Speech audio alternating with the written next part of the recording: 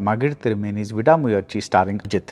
The film is an okayish watch and it could have used better writing. The film is a remake of Breakdown, which was a lean, mean thriller. Vidaamuyarchi adds a lot of flab to that premise. While it's nice to see a hero acting his age, there is also a feeling of something being lost in translation. The rest of this review contains spoilers, so watch at your own discretion. For a top-tier leading man, the timing of Ajith's filmography may be the coolest thing ever in terms of work-life balance. Now, let's look at the last 10 years alone. From 2015, he does Enne Arindal and Vedalam, and then he goes off on a 2-year break to do his fun things, which is racing or biking or whatever it is. He returns with Vivegam in 2017, and once again there's a 2-year break. In 2019, we get Viswasam and Nerkonda Parvai, and then there's a 3-year break, and then in 2022, we get Valimai, and in 2023, we got Tunivu, and now after 2 years, we have finally Vidaamuyarchi, and in a few months, Good, Bad and Ugly. This may seem risky in terms of a career strategy. I mean, what if your comeback film doesn't do well? What if it fails? But Ajith doesn't seem to be bothered about this at all. As he said in a recent viral interview, life is fleeting. He encouraged his fans to go do their thing, live their life, enjoy things more than films. He wanted them to embrace growth. That is so cool. I just wish that the quality of his films had been equally cool. There have been a few ups, more downs, and mostly mid-level movies. Vidaamuyarchi falls in the latter category. Its intentions are good, but something is lost in the execution up there on screen. What we get is the middling, bloated genre piece. Now, in an action thriller, what the people want is very simple. They want action, they want thrills, and yes, they want an intriguing leading man. This is not a genre where we go to for very deep takes on relationships or even much novelty. Take Denzel Washington's Equalizer movies. We have seen 100 films like this before, but what makes this 101st iteration work is the very things that I mentioned: the action, the thrills, and an intriguing leading man. All Magizh Thirumeni had to do was stick to this formula, which is stick to the original Breakdown, which is about 90 minutes long.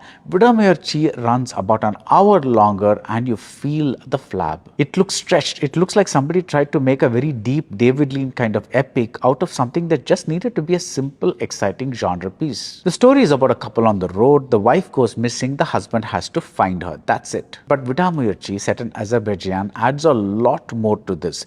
There is a divorce, there is an affair, there is a friend who may or may not be committing some kind of betrayal, there is a mental asylum, and there is a story about how this couple came together. Perhaps this is a Tamil cinema necessity, that when you cast a big star like Ajith and when you cast the ageless Trisha opposite him, you have to give the audience some kind of love, you have to give them some kind of eye candy. Maybe this is what it is. These early portions are smoothly written and edited. They go back and forth in time, but the content is extremely generic. There is no spark in the romance. If they did want to take this route, then the scenes about falling in love and getting married needed to have a lot more flavor. Maybe the idea was to keep it as natural as possible, but the result is flat and the film takes a long time to take off. For a big hero Tamil movie, Magizh Thirumeni does make a lot of interesting choices. There is no slow-mo hero introduction shot. The first time we see Ajith, it is through his car, which plays a major part in the movie. In other words, this is a very organic introduction shot. Plus, the character, who's named Arjun, he apologizes in order to avoid a conflict as opposed to getting into a fight.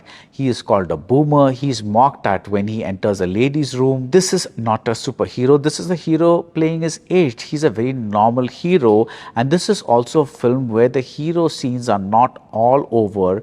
Ajith plays an equal number of scenes with a number of co-stars, giving them a lot of space to shine. And for a big Tamil film, the idea that love is not permanent, that people change over time and their feelings for each other may also change over time, this is refreshingly grayish, a grayish shade that's there in this movie. I wish it had been fleshed out more and that something had been made out of it, but just the fact that it is there made me very happy. But this is also why the Trisha character's actions and motivations seem very convenient at times. The big ending looks contrived. The way Ajith finds his wife looks contrived. Dogs are involved. The issue with Vidaamuyarchi is that it wants to be like a Hollywood movie, but it also wants to appeal to local audiences, so there's a kind of lost in translation feel. There is a sense that not all threads are closed satisfactorily. There is a sense that twists have been added not because they are organic, but because just to keep the audience off balance. They don't really do much, and when you think back, a lot of these twists could have been removed and the film would have still flowed very well. There is a constant sense of momentum in the film. The film is always moving, but there are no big highs. Ajith is in good form as a vulnerable leading man, and I really like the Arjun Regina Cassandra combination. And that's even though their background isn't very well fleshed out. Vidaamuyarchi finally is a movie that exists between Kollywood and Hollywood. It's a slick film, but you wish that they had made up their minds and gone one way, either full on class or full on mass. That's it about Vidaamuyarchi. If you like this video review, do subscribe to Galatta Plus and see you soon at the movies.